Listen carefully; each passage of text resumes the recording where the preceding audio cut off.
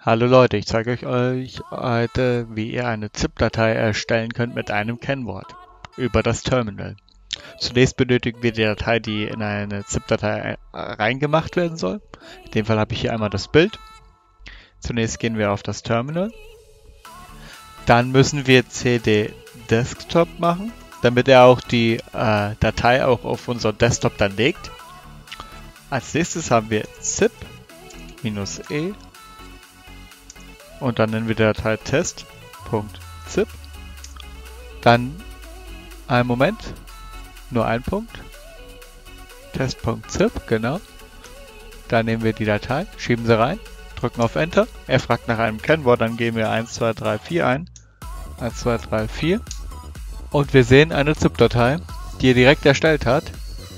Und jetzt können wir es auch ausprobieren. Wir klicken drauf und er fragt nach dem Kennwort. Wir können jetzt irgendwas eingeben, da passiert nichts.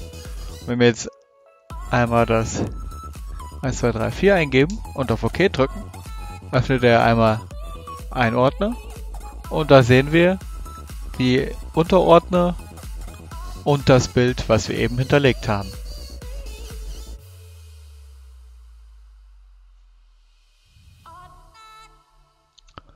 Bei Fragen unten in die Kommentare und für einen Daumen hoch würde ich mich auch freuen. Dankeschön!